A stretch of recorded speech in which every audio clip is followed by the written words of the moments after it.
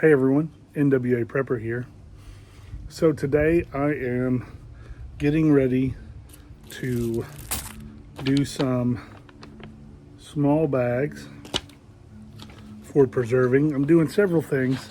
The first thing I'm going to do is some elbow macaroni that I got a bunch of. And I'm taking it out of these boxes and I am putting it into a Mylar bag and sealing it so that I can put it in a bucket to protect it. Because that's pasta is one of the really cheap. I got this stuff almost at a steal, and it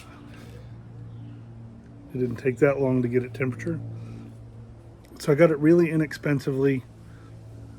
So I want to preserve that for as long as I can, because we just took a bucket of pasta out of long-term storage. It's old enough that we wanted to inspect it, cracked it open. It was wide egg noodles, or whatever those are called, wide curly noodles. I think they're egg noodles.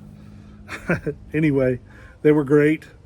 They were great, and so we want to replace that with some pasta. Since we took pasta out, we want to put pasta in.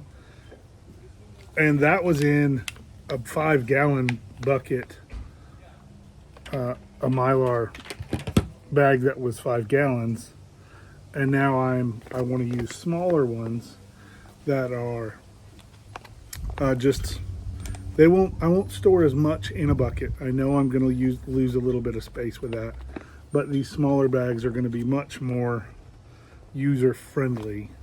So instead of, when I open a bucket, having to use or open a 5-gallon bucket of pasta, I can open that bucket and I can have 4 or 5 of these gallons.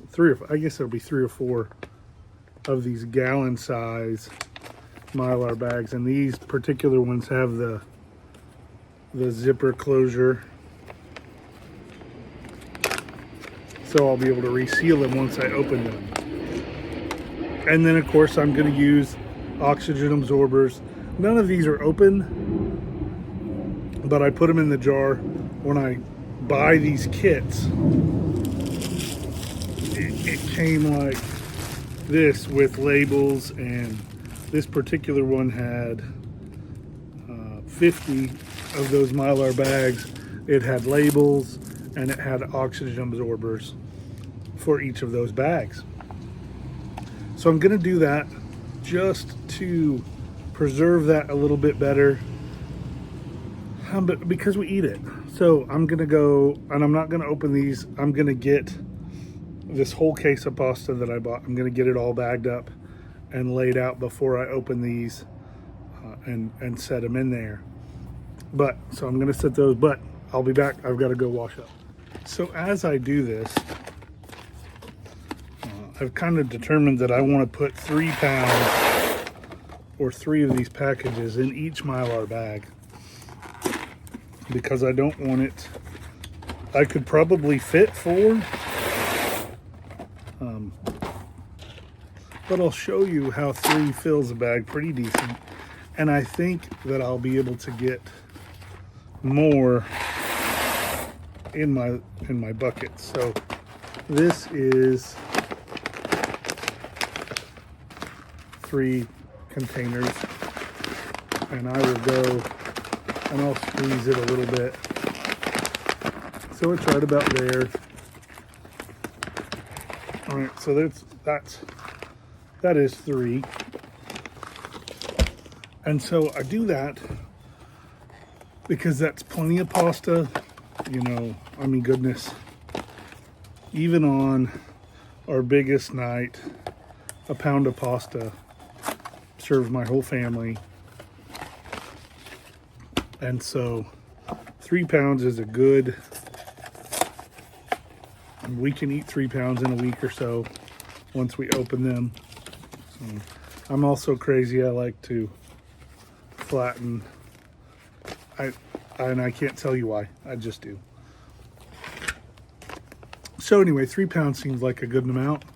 I like how it's going to fit in the bags.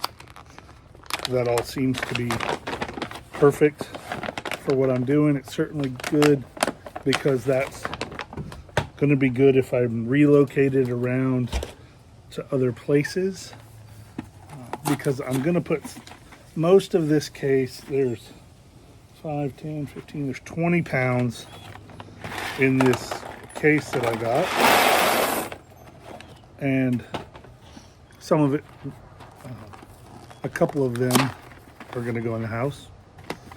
And to rotate our pantry here, because we have our kitchen, then we have our pantry, and we fill our kitchen from the pantry, and we fill our pantry from either things that need to be rotated, like I mentioned, the pasta, or other things. Other places like first in, last out type stuff. And that sometimes takes dedication, particularly in an event where you don't have the perfect storage world, which is what most people show you online. Is they're like, oh, well, you know, I've got this whole closet that is just for my preps. And I don't have that. So there's another one with 3 pounds in it. So now I have 4 of these ready, or not ready, I'm ready to seal. And then I will put 4 of them in this bucket. And so the steps are pretty easy. I'm gonna get all of them ready. I'm gonna squeeze out as much air as I can, bend them over. I'm gonna seal this zipper seal all the way till I've got just enough to put an oxygen absorber in it. When I have all 4 of them ready, I'll open the oxygen absorbers. I'll pop one in each one real quick, push the air out again, seal it, and then I will use this hair straightener, which is not hot yet, but then I will just seal along the top as hot as this will go. There's a temperature, but on this particular one, I don't need the box anymore. I just know it's all the way at the top, and that will seal this bad boy, and we'll put them in the bucket. Here I am putting the last of the oxygen absorbers in there. And I try to do that as quickly as I can, just because. Now let's get this guy back going. Shut off for some reason. So it is nice and hot, and there is a happy place just on top of that zipper seal that I like to go for.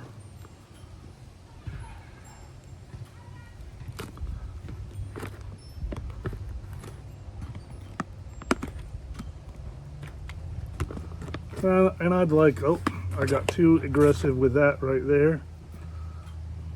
See that nick? That is because I have too hot of an iron and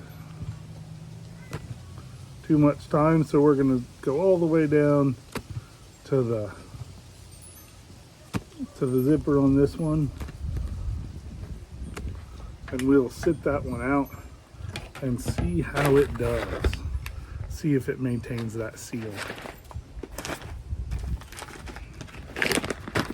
So there is 4, and this is 5, which when I wiggle will fit down in there just fine. Making sure I don't catch any of the edges with the lid. So that is 5 3-pound bags. That's 15 pounds of elbow macaroni, good to go.